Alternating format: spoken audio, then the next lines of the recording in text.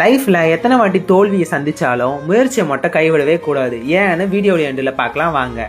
Kumkumadi moisturiser பண்ணுறதுக்காக cleaning start பண்ணியிருந்தேன். Hot water போட்டு மேலே ஒரு வசில் கமுத்தி வைக்கும் போது அது வேக்கம்னால உள் வாங்கிருச்சு. இது மட்டும் கேட்டிங்கன்னா அது மட்டும் கிடையாது. நம்ம oil phase and water phase ரெண்டு ஃபேஸை வச்சு தான் நம்ம மாய்ஸ்சரைசர் பண்ணுறோம். ஆயில் ஃபேஸை டபுள் பாய்லரில் வச்சு மெல்ட் பண்ணும்போது நமக்கு தெரியாமையே வாட்டர் ட்ராப்பாக உள்ளே போயிருக்கு. இதோட அவுட்புட் எப்படி இருக்குன்னு நீங்களே பாருங்கள். கையில் அப்ளை பண்ணி காமிக்கிறேன். இந்த மாதிரி ஒரு திரியான ஒரு ஃபீலு, கன்சிஸ்டன்சி கரெக்டான கன்சிஸ்டன்சி இல்லை. நம்ம கொஞ்சம் கூட யோசிக்காமல் இதை என்ன பண்ண போகிறோன்னா அப்படியே எடுத்து டெஸ்ட்ராய் பண்ணிவிட்டு இதுக்கான சொல்யூஷனை கண்டுபிடிக்கணும், எதனால் இப்படி ஆச்சுன்னு சொல்லிட்டு. அதுக்காக நான் 100 கிராமில் ஒரு பேட்சை ட்ரையல் பேட்ச் எடுத்தேன். அந்த பேட்சில் பார்த்தீங்கன்னா எனக்கு ஓகே ஆச்சு.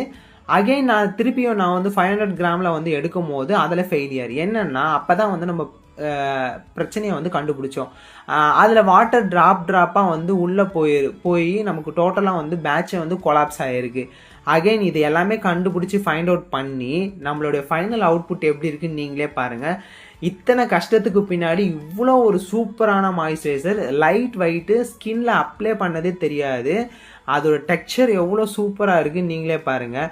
இதனால தான் நான் சொன்னேன், எத்தனை வாட்டி நமக்கு தோல்வியை சந்தித்தாலும் நம்ம முயற்சியை மட்டும் கைவிட்டுறவே கூடாதுன்னு சொல்லிட்டு டைம் கிட்டத்தட்ட 11:45 நான் சாப்பிடும் போது இந்த பேட்சை கம்ப்ளீட் பண்ணி முடிக்கிறதுக்கு எனக்கு 7.5 மணி நேரம் ஆச்சு. இத்தனை முயற்சிக்கு பின்னாடி எனக்கு கிடைச்ச மிகப்பெரிய வெற்றி இதுதான். ஏன்னா எனக்கு இவ்வளோ வியூவர்ஸ்லாம் போனதே கிடையாது.